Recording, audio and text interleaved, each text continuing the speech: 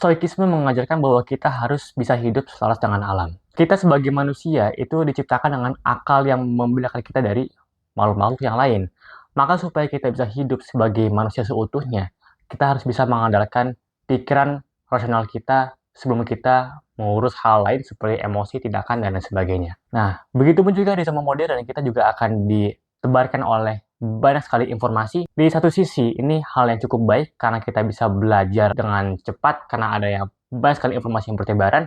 Cuma di sisi lain, ini membuka celah untuk informasi yang mungkin bisa menyesatkan, bisa juga bertebaran. Sehingga kita juga perlu kemampuan berpikir yang bagus untuk bisa memfilter segala informasi yang kita dapatkan di internet. Ada pun juga sebuah masalah yang kita punya di negara kita, di mana ada banyak orang itu suka beropini tapi tidak ada dasarnya. Mereka hanya mengandalkan emosi dan juga kebiasaan tanpa mengandalkan pikiran yang rasional. Dan ini jelas bisa menimbulkan kesalahan berlogika dan juga ini bisa berdampak buruk kepada masyarakat. Dan hasilnya apa? Ini juga bisa menyebabkan inkompetensi di masyarakat. Maka itulah di sini gue membahas tentang berpikir kritis. Supaya nantinya kita bisa yang pertama hidup sebagai manusia seutuhnya. Yang kedua, kita juga bisa memfilter banyak informasi yang bertebaran di internet. Dan yang ketiga jelas agar kita juga bisa meningkatkan kompetensi dalam diri kita sendiri dengan cara mengetahui apa itu berpikir kritis dan juga bagaimana, kapan, mengapa, dan juga lain sebagainya.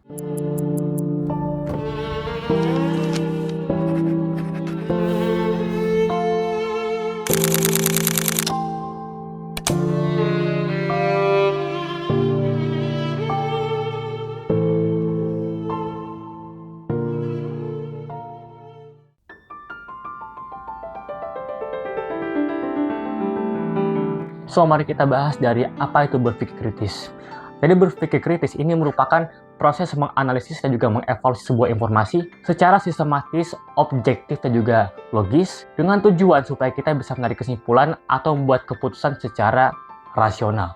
Dan hal ini melibatkan pertanyaan yang mendalam, analisis sebuah argumen, mempertimbangkan perspektif orang lain, menghindari bias atau mungkin hal semacam lainnya yang nanti akan gue bahas. Nah, semua hal tadi yang gue sebutkan atau mungkin lebih, ini kita perlukan saat kita sedang menjalani proses berpikir kritis. Karena nggak mungkin kan kita langsung nyimpulin hal, langsung jepret gitu aja, nggak mungkin kan. Karena pasti akibatnya akan banyak sekali hal-hal yang mungkin kita miss. Entah ada informasi yang kurang atau mungkin fakta yang belum terpisahkan dari opini. Maka diperlukanlah kemampuan berpikir kritis yang baik. Supaya kita bisa buat keputusan yang oke, dan juga bisa membuat kesimpulan yang berkualitas dan juga yang rasional, yang masuk akal dan juga objektif. Tadi gue sempat bilang, kalau kita pengen hidup selaras dengan alam, kita harus bisa mengandalkan pikiran kita semaksimal mungkin. Maka dengan begitu, kita harus paham dengan yang namanya berpikir kritis. Tapi why? Kenapa kita harus paham akan hal ini? Inilah beberapa alasannya.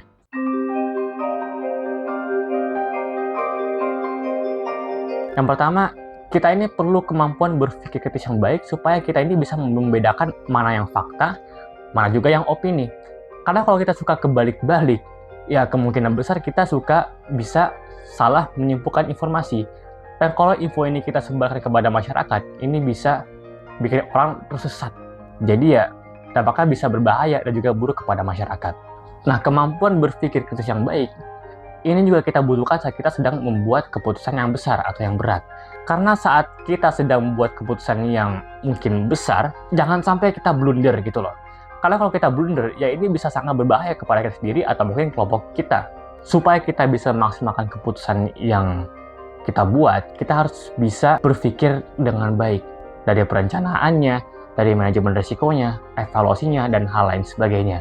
Supaya segala risk dan juga reward-nya itu termanage dengan baik dari hasil berpikir kritis yang kita telah pikirkan. Kemampuan berpikir yang baik ini juga kita butuhkan saat kita sedang menyelesaikan masalah yang kompleks atau yang rumit. Karena kita nggak mungkin kan menyelesaikan masalah yang masih terlihat rumit. Karena itu emang susah banget dan sebagainya. Sehingga dibutuhkanlah kemampuan berpikir kritis yang baik supaya kita bisa menyederhanakan segala masalah yang tadinya rumit menjadi sederhana. Supaya kita tahu nih, langkah-langkah apa aja yang perlu kita lakukan untuk nge-solve masalah yang rumit ini. Kemampuan berpikir kritis juga kita butuhkan supaya kita tidak gampang termanipulasi oleh informasi yang kepastiannya dipertanyakan. seperti hoax, data yang salah, rumor, dan hal semacam lainnya. Kita perlu kemampuan berpikir yang baik supaya kita bisa memfilter segala informasi tersebut dan tidak termanipulasi olehnya. Nah, berpikir kritis juga bisa berdampak kepada kreativitas kita. Karena kalau kita suka berpikir, kita akan sering bertanya dan menjadi orang yang penasaran. Dan kalau kita jadi orang yang penasaran, kita akan sering explore banyak hal, dan ini membuka peluang bagi kita untuk mendapatkan solusi yang inovatif untuk satu masalah tertentu. Maka kemampuan berpikir kritis yang baik juga bisa meningkatkan kreativitas kita sebagai seorang manusia. Dan itulah beberapa alasan kenapa kita harus punya kemampuan berpikir kritis yang baik. Mungkin sebenarnya ada lebih dari ini, tapi ya udah paham lah seharusnya ya.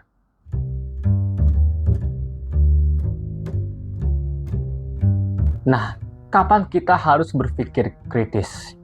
Sebenarnya ya, lu berpikir kritis sebenarnya di setiap saat, kapan aja. Tapi mungkin beberapa situasi di mana ini mengharuskan lu harus bisa berpikir kritis. Yang dimana, yang pertama saat lu sedang membuat keputusan yang besar, yang kedua saat sedang solving masalah yang kompleks, yang ketiga saat sedang menerima segala informasi baru, keempat saat sedang diskusi atau mungkin debat, dan yang jelas kelima saat sedang belajar atau meneliti. Ya mungkin ada lebih lah, cuman itu beberapanya aja ya dari sekian situasi yang mengharuskan lu untuk bisa berpikir kritis.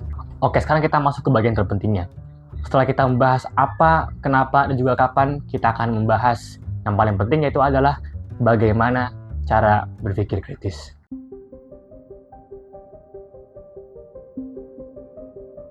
Nah, jawaban paling singkat, paling simple dari bagaimana cara kita bisa berpikir kritis, yaitu sebenarnya adalah bertanya sebanyak mungkin. Itu yang paling simpelnya. Karena ketika kita sedang, contoh, menganalisis sebuah argumen, mempertimbangkan perspektif lain, atau mungkin sedang memverifikasi data, pasti semuanya itu diawali dengan cara kita bertanya. Itulah kenapa bertanya merupakan satu hal yang bisa menyembuhkan segala hal dari bagaimana cara kita bisa berpikir kritis. Jadi tanya hal sebanyak mungkin. Dari apa maksud dari hal ini, bagaimana hal ini terjadi, apakah ada biasnya, apakah ada data yang mungkin keliru, dan lain sebagainya. Karena kalau kita bisa menanyakan hal yang tepat, kita akan menggali banyak sekali informasi. Lalu kita analisis, kita evaluasi, sehingga kita bisa menyembuhkan satu hal secara objektif. Jadi intinya, bertanya sebanyak mungkin. Nah, itu simpelnya ya. Tapi sekarang mari kita bahas lebih rinci lagi dari bagaimana supaya kita bisa punya kemampuan berpikir kritis yang baik. Yang pertama, tanyakan hal sebanyak mungkin dengan cara membuat pola pertanyaan yang memungkinkan kita untuk memahami suatu materi secara mendalam. Dan ini gue bagi lagi menjadi 7 poin. Jadi poin pertama ada 7 poin. Oke, yang pertama ini pertanyaan dasar, ini bisa berupa definisi, konsep, atau hal semacam lainnya. Yang kedua ini pertanyaan kontekstual, di mana ini mempertanyakan tentang sejarahnya, ilmiahnya, atau mungkin sosialnya seperti apa. Lalu yang ketiga ini pertanyaan kritis, yang dimana ini mempertanyakan soal validitas, perspektif lain, data yang valid, atau mungkin hal yang semacam seperti itu. Lalu yang keempat ini pertanyaan aplikatif, dari kata aplikatif, yang dimana ini pasti mempertanyakan soal penerapan dari hal yang sedang kita ingin pahami. Lalu kelima ini adalah pertanyaan integratif, yang dimana apakah hal yang sedang kita pahami, apakah punya keterkaitan dengan hal yang lain, itu integratif. Lalu keenam ini pertanyaan etis dan juga filosofis, yang dimana ini mempertanyakan tentang nilainya, moralnya, seperti apa, dan juga hal semacam lainnya. Lalu yang ketujuh ini pertanyaan eksploratif, atau pertanyaan yang menyuruh kita untuk eksplor secara kreatif, yang mungkin ini pertanyaan yang belum pernah ditanyakan selama ini. Jadi itulah 7 poin pola pertanyaan yang bisa digunakan untuk mendalami materi secara betul-betul mendalam. Oke, tadi itu baru yang pertama. Lalu yang kedua ini kita perlu bisa memisahkan mana yang fakta, mana juga yang opini. Setiap kita menerima informasi yang baru, kita harus bisa memisahkan kedua hal ini. Nah, gimana caranya? Dengan cara kita ya belajar kalimat fakta juga kalimat opini. Kan sering kan di sekolah diajarkan mana yang fakta, mana juga opini. Nah, ini perlu kita bedakan supaya kita bisa pilah-pilah cara pengelolaan informasi yang kita dapatkan. Seperti yang kita tahu, fakta itu kan berupa data lah, statistik, atau mungkin hal semacam lainnya yang pokoknya teruji intinya. Nah, Kalau kita menerima informasi yang berbasis fakta, yang perlu kita lakukan adalah memastikannya. Apakah ini valid, apakah sumbernya kredibel, apakah datanya aneh atau enggak. Jadi, cek kepastiannya kalau kalian menerima sebuah informasi yang berbasis fakta, lalu konfirmasi apakah ini valid atau tidak. Lalu kalau kalian menerima sebuah informasi yang berbasis opini, maka dianalisis apakah opini ini punya dasarnya atau enggak, apakah punya keterkaitan dengan hal lain atau tidak, apakah pernah ada data yang pernah menguji opini yang satu ini, dan lain sebagainya, sampai kita berhasil mengumpulkan segala informasi dan bisa menyimpulkan opini ini secara objektif, entah itu valid atau tidak. Yang ketiga, pertimbangkan perspektif lain. Hal yang mungkin sering kita abaikan ya selama ini ya. Ketika kita sudah mendapatkan banyak sekali informasi, kita udah kotak-katik lalu kita udah menyimpulkannya, terkadang kita lupa aja gitu buat mempertimbangkan perspektif orang lain yang mungkin berbeda dari kita. Karena tujuan dari berpikir kritis adalah mencari solusi terbaik at least untuk semua orang, maka kita jangan sampai lupa untuk memperhatikan perspektif orang lain juga. Karena pasti ada aja orang yang punya opini lain.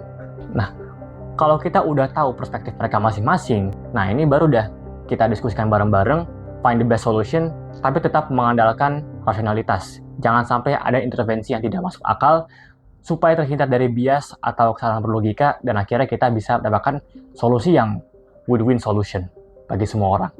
Yang keempat adalah sederhanakan segala masalah sampai ke dasar dan fundamentalnya. Kemampuan berpikir kritis itu kita perlukan saat kita sedang menghadapi masalah yang rumit. Kita perlu berpikir dengan baik supaya kita bisa semakin mudah memahami masalah yang sedang kita hadapi.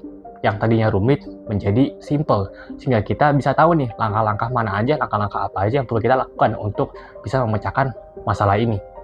Nah, ini dilakukan dengan cara, baik lagi, dengan cara bertanya, ini masalahnya ada di bidang mana? Ini masalah yang kompleks ini merupakan turunan dari masalah apa? Kita terus bertanya sampai kita betul-betul nyampe di pertanyaan yang menanyakan fundamental dari masalah ini.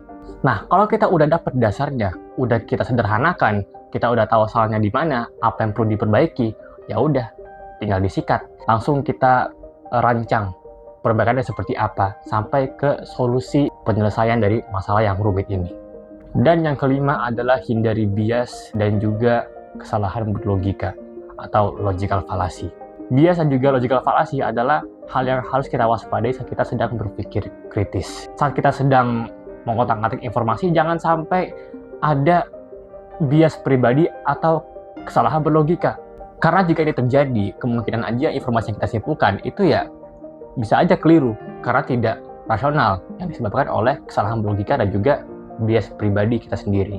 Dan BTW, kedua hal ini juga ada jenisnya masing-masing juga. Seperti di bias, ada jenisnya seperti cognitive bias atau enggak social bias. Begitu juga logical fallacy, ada ad hominem, ada strawman, dan lain sebagainya. Nah, ini harus kita pelajari, dan kemungkinan gue mungkin juga akan bahas kedua hal ini di next time ke depannya. Tapi ya, intinya supaya informasi kita simpulkan itu masuk akal, rasional, dan juga tidak keliru, pelajarilah kedua hal ini dan hindari. Supaya output dari apa yang telah kita simpulkan itu berbasis fakta, objektif, dan juga rasional. Oke, stop di situ. Mungkin kalian udah gue kasih tahu dari bagaimana cara kita bisa berpikir kritis. Tapi sebelum kalian menerapkannya, ada juga beberapa tantangan yang harus kalian waspadai saat sedang berpikir kritis. Jadi ya, hati-hati sama hal ini supaya kalian tidak membuat kesalahan saat sedang berpikir kritis.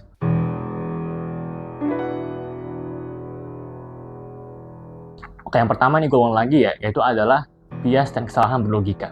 Oke, mungkin akan gue perjelas sedikit lagi. Yang dimana bias ini adalah kecenderungan yang tidak objektif terhadap seperti orang-orang, kelompok, atau hal semacam lainnya yang bisa mempengaruhi keputusan saat kita sedang berpikir. Itu bias. Lalu kesalahan berlogika atau logical fallacy yang merupakan ya kekeliruan dalam berlogika. Nah, kedua hal ini harus kita hindari saat kita sedang berpikir kritis, dan cara overcome-nya dengan cara dipelajari yang udah gua sebut-sebut juga. Pelajarilah bias dari apa itu bias, apa jenis-jenisnya, seperti contoh yang tadi, cognitive bias, social bias, dan sebagainya. Begitu juga logical fallacy, apa itu kesalahan berlogika, apa jenis-jenis yang wajib kita ketahui dalam logical fallacy. Sehingga kalau kita udah paham sama kedua hal ini, kita bisa ngasih output yang clear, yang objektif, dan terhindar dari intervensi yang tidak masuk akal. Yang kedua adalah pengaruh emosi. Alright, fine. Kita sebagai manusia pasti punya yang namanya perasaan, emosi. Itu normal. Tapi ini bisa berbahaya kalau kita sedang mencoba membuat keputusan yang objektif. Kalau kita mengandalkan perasaan kita, ini bisa menjadi destruktif karena kita hanya membandingkan diri sendiri tanpa memikirkan lingkungan atau orang lain di sekitarnya. Banyak pihak bisa dirugikan. Bahkan kita sendiri pun juga bisa rugi sendiri karena kita hanya mengandalkan perasaan, berarti kita hanya peduli sama perasaan kita yang saat ini dan melupakan dampak jangka panjang yang mungkin bisa terjadi. Dan justru kita juga bisa malah membodohi diri sendiri karena kita hanya mengandalkan perasaan tanpa dasar pikiran yang logis atau rasional. Maka jangan sampai kesimpulan atau keputusan yang kita buat itu terpengaruhi oleh emosi. Oke, fine. Punya perasaan itu sangatlah normal sebagai seorang manusia. Tapi sebelum kita berbicara soal emosi, tindakan, dan hal semacam lainnya, pikiran is the number one thing you must have. Yang ketiga, kurangnya pengetahuan dan informasi. Ini jelas. Jangan sampai kita terlalu cepat menyebutkan sesuatu. Karena kita pasti butuh mengulik banyak sekali informasi supaya kita bisa menyebutkan sesuatu hal secara objektif dan juga rasional. Maka belajarlah, browsing, dan sebagainya. Kan nggak terlalu begitu sulit. Supaya informasi kita dapat itu mencukupi kita untuk bisa menyimpulkan apa yang ingin kita sampaikan. Seperti itu. Yang keempat adalah pengaruh sosial dan juga budaya. Well, ini nggak jauh beda sama pengaruh emosi. Bedanya ini adalah pengaruh sosial dan juga budaya ya. Zaman itu kan terus berkembang ya. Pasti kita di setiap hari ada hal baru yang selalu bisa kita dapatkan di setiap harinya. Dan gue nggak bermaksud untuk mengatakan lu untuk meninggalkan budaya ya. Nggak seperti itu. Tapi kalau lu pengen membuat sebuah keputusan yang betul-betul objektif, pengaruh sosial dan juga budaya itu harus betul-betul diwaspadai. Karena mungkin ada orang yang cocok sama budaya ini, tapi ada juga orang yang nggak cocok sama budaya ini. Jadi ini nggak bisa dijadikan sebagai patokan utama. Oke, fine. Kalau mungkin ini cocok buat semua orang, bisa diterima semua orang, oke, mungkin fine aja. Tapi kalau pengaruhnya sampai menyimpang, ini baru harus diwaspadai. Jadi ya, hati-hati aja sama pengaruhnya seperti ini. Kita harus tetap stick kepada pemikiran yang rasional sebagai seorang manusia. Supaya keputusan yang kita buat itu aman bagi semua orang. Yang kelimanya adalah kompleksitas masalah. Dan ini juga udah gua sempat jelasin juga, yang dimana ini juga merupakan tantangan bagi kita juga saat sedang berpikir kritis. Karena kita harus menjalani proses pemikiran yang lama, dari pilah-pilah masalah, dari penyederhanaan, sampai ke solusi yang ingin kita lakukan. Intinya ya, sabar aja. Dari langkah awal sampai akhir, kalian harus bersabar, menjalani proses yang lama, sampai kalian betul-betul tahu segala langkah yang bisa dilakukan untuk menyelesaikan segala masalah yang kita hadapi ini. Lalu yang keenam adalah information overload. Kalau tadi kita bahas soal kurangnya informasi, sekarang kita bahas kelebihan informasi. Gak ada salahnya kalau lu itu suka ngulik-ngulik informasi sebanyak mungkin. Nah, tapi yang menjadi tantangan adalah apakah lu bisa memilahnya atau tidak. Nah, jadi kita harus bisa memilah segala informasi yang kita dapatkan. Jadi pilihlah informasi yang betul-betul on point, yang sesuai konteks dan tidak keluar topik. Supaya masalah yang sedang kita hadapi itu nggak keluar server gitu loh. Yang terakhir, malas berpikir. Lu mau bisa berpikir kritis tapi malas berpikir, gimana ceritanya?